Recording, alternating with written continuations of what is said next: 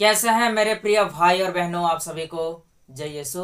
अभी फिलहाल जिस प्रकार से प्रोफेट बजिंदर सिंह को लेकर सोशल मीडिया के प्लेटफॉर्म में बवाल मचा हुआ है, लोग सोचते होंगे कि क्या प्रोफेट बजिंदर सिंह सच में झूठा है या फिर सच्चा है।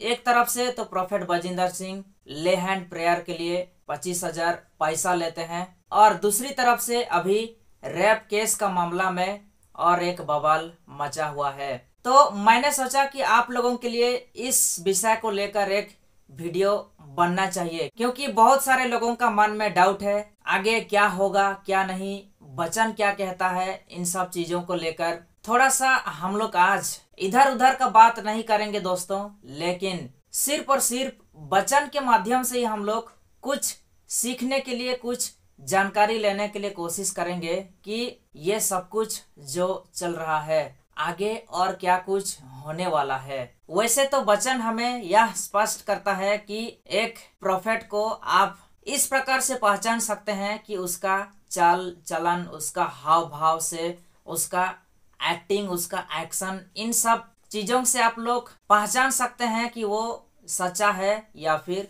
झूठा है। लेकिन आइए हम लोग वचन के माध्यम से ही कुछ और ज्यादा जानने के लिए कोशिश करते हैं इसके बारे में। दोस्तों, मैं चाहता हूं कि आप लोग इस वीडियो को अंत तक देखें, क्योंकि यदि आप लोग अंत तक नहीं देखोगे तो शायद आप लोग समझ ही नहीं पाओगे कि मैं इस वीडियो के माध्यम से आप लोगों को क्या समझाना चाहता हूं। तो इस विषय में और थोड़ा सा अच्छा से जानकारी प्राप्त करने के लिए हम लोग पढ़ते हैं संत मत्ती लिखित सुसमाचार का अध्याय 7 का 22 और 23 में लिखा है, उस दिन बहुत से लोग मुझसे कहेंगे, प्रभु क्या हमने आपका नाम लेकर भविष्यवाणी नहीं की, आपका नाम लेकर अवधूतों को नहीं निकाला, आपका नाम लेकर बहुत से चमत्कार नहीं दिखाए।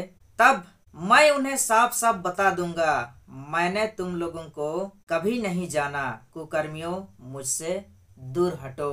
दोस्तों, परमेश्वर जानते हैं कि अंत के दिनों में ऐसा होगा, झूठा नबी प्रकट होंगे, और ऐसा भी होगा कि परमेश्वर जिसको भी वरदान देंगे उनमें से भी कई सारे लोग ऐसे होंगे जो लोग की वरदान को प्राप्त करने के बाद में वो लोग उस वरदान का गलत फायदा उठाएंगे और उनका बिजनेस खोलना शुरू कर देंगे, पैसा कमाना शुरू कर देंगे। ऐसा भी होगा, परमेश्वर जानते हैं। इसलिए लोगों को सतर्क कराने के लिए परमेश्वर ने ये वचन दिए हैं कि उस दिन बहुत से लोग, अर्थात अंत के दिन, जिस दिन इन सारे लोगों का न्याय होगा, उस दिन बहुत से लोग यीशु मसीह को कहेंगे कि प्रभु मैंने क्या आपका नाम लेकर अवधूतों को नहीं निकाला, क्या मैं आपका नाम लेकर भविष्यवाणी नहीं की, क्या मैं आपका नाम लेकर लोगों को चंगा नहीं किया। लेकिन उस समय यीशु मसीह उनसे कहेंगे कि हट जाओ कुकर्मियों, मैंने तुम्हें कभी नहीं जाना, मैंने तुम्हें कभी नहीं जाना। और ये वचन किसके लिए लागू होता है? पहला, ये वचन उन लोगों के लिए लागू होता है परमेश्वर जिनको वरदान दिए हैं, क्योंकि जिनको वरदान दिए हैं उनमें से भी कई सारे ऐसे लोग होंगे जो लोग पैसा कमाने के लिए शैतान का बहकाव में आकर परमेश्वर का वरदान को गलत तरीके से इस्तेमाल करेंगे। और दूसरा, वो लोग होंगे जो लोग झूठा नबी होंगे, जो लोग ढोंग करते होंगे, झूठा भविष्यवाणी करते होंगे, झूठा चिन्ह चमत्कार दिखाते होंगे। जब अंत के समय में न्याय का दिन आएगा, उस समय यीशु मसीह इन्हीं लोगों को यह कहेंगे कि हट जाओ कुकर्मियों, मैंने तुम्हें कभी नहीं जाना। अर्थात जिसको परमेश्वर ने वरदान दिए हैं और वो यदि परमेश्वर का वरदान को गलत तरीके से इस्तेमाल किया है अपना फायदा के लिए, तो वो व्यक्ति भी यह कहेगा कि प्रभु क्या मैंने आपका नाम लेकर अवधूतों को नहीं निकाला, क्या मैं आपका नाम लेकर चिन्ह चमत्कार नहीं किया, क्या मैं आपका नाम लेकर भविष्यवाणी नहीं किया। और वो व्यक्ति भी यह कहेगा जो झूठा है, जो झूठा नबी है, प्रभु मैं आपका नाम लेकर चिन्ह चमत्कार नहीं किया, आपका नाम लेकर भविष्यवाणी नहीं किया, आपका नाम लेकर मैं लोगों को चंगा नहीं किया। तो उस समय प्रभु इन सारे लोगों को कहेंगे, हट जाओ कुकर्मियों, मैंने तुम्हें कभी नहीं जाना। तो इसके बारे में और थोड़ा सा जानकारी लेने के लिए हम लोग और एक वचन को पढ़ते हैं और थोड़ा सा हम लोग गहराई से जानने के लिए कोशिश करते हैं। तो यदि आप लोग पढ़ोगे कुरिन्थियों के नाम संत पौलुस का पहला पत्र का अध्याय 12 का 4 से 11 तक लिखा है, कृपादान तो नाना प्रकार के होते हैं किंतु आत्मा एक ही है। सेवाएं तो नाना प्रकार की होती हैं किंतु प्रभु एक ही है। प्रभावशाली कार्य तो नाना प्रकार के होते हैं किंतु एक ही ईश्वर द्वारा सब में सब कार्य संपन्न होते हैं। वह प्रत्येक को वरदान देता है जिससे वह सबके हित के लिए पवित्र आत्मा को प्रकट करे। किसी को आत्मा द्वारा प्रज्ञा के शब्द मिलते हैं, किसी को उसी आत्मा द्वारा ज्ञान के शब्द मिलते हैं और किसी को उसी आत्मा द्वारा विश्वास मिलता है। वही आत्मा किसी को रोगियों को चंगा करने का, किसी को चमत्कार दिखाने का, किसी को भविष्यवाणी करने का, किसी को आत्माओं की परख करने का, किसी को भाषाएं बोलने का और किसी को भाषाओं की व्याख्या करने का वरदान देता है। एक ही और वही आत्मा यह सब करता है।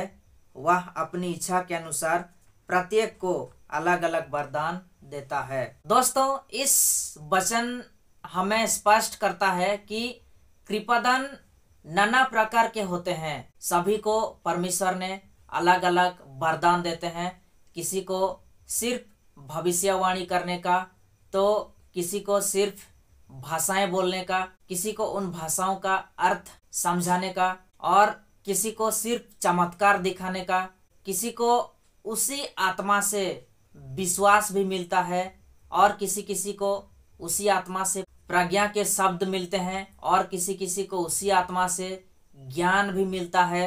तो इस प्रकार से परमेश्वर ने सबों का हित के लिए एक ही आत्मा को प्रत्येक में प्रकट करते हैं। तो इनमें से एक ऐसा वरदान भी है कि सिर्फ चमत्कार दिखाने का, अर्थात परमेश्वर ने जिसको सिर्फ चमत्कार दिखाने का वरदान दिए हैं वो सिर्फ चमत्कार ही दिखा सकता है। वो वचनों का व्याख्या भी अच्छा से नहीं कर सकता है। उसको जितना वरदान मिला है सिर्फ चमत्कार दिखाने का, वो सिर्फ चमत्कार ही दिखा सकता है, उससे ज्यादा और कुछ नहीं कर सकता है। लेकिन जिस व्यक्ति को वचनों का समझाने का वरदान मिला है तो वो व्यक्ति वचनों को अच्छा तरीके से समझा सकता है और उससे उस वचन लोगों का अंदर में जाकर उनका आत्मा को छुएगा और लोग उसी वचन के माध्यम से चंगा हो जाएंगे। और एक तरफ से सिर्फ जिनको चमत्कार दिखाने का वरदान दिए हैं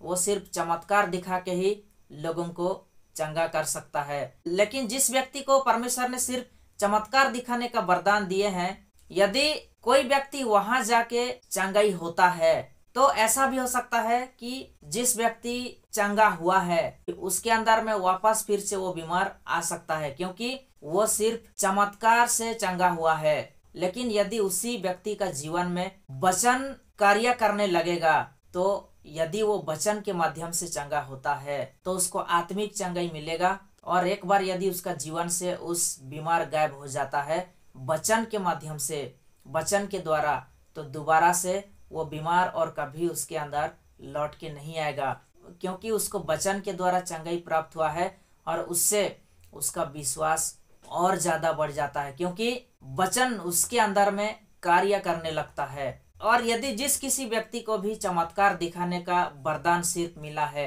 वो यदि उस वरदान का गलत इस्तेमाल करके अपना धन कमाने में, धन जुटाने में लग जाता है तो उसके साथ में अंत के समय में ऐसा होकर ही रहेगा।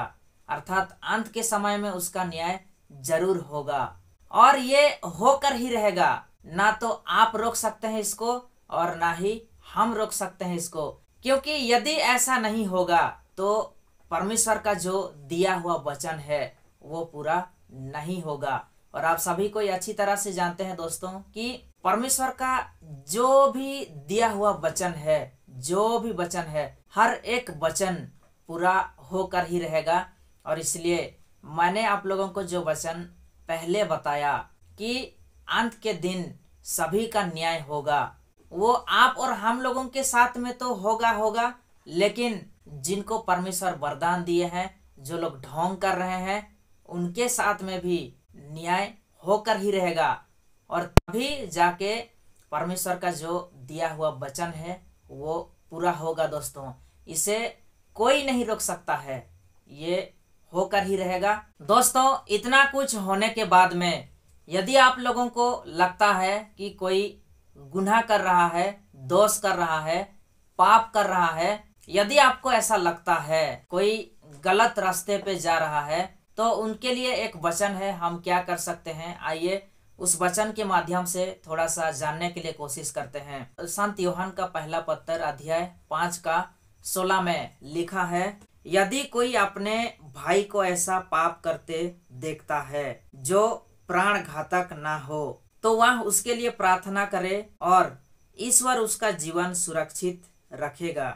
यह उन लोगों पर लागू है जिनका पाप प्राण घातक नहीं है, क्योंकि एक पाप ऐसा भी होता है जो प्राण घातक है। उसके विषय में मैं नहीं कहता कि प्रार्थना करनी चाहिए।